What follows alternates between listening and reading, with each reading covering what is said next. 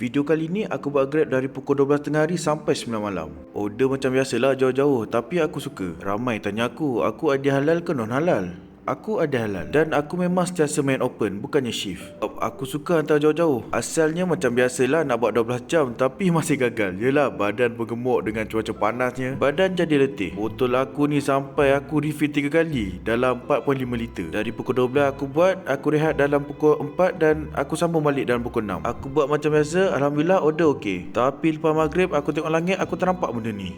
Tak tahulah benda apa. Benda apa siap? Ada main layang ke? Takkan burung tu bapak stand lah burung.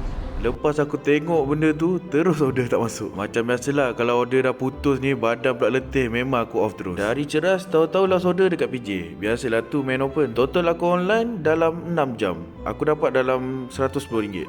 Boleh lah kan? Tu je lah kot video untuk kali ni. Nak tengok full video macam biasa dekat YT aku. Bye, Assalamualaikum, ciao.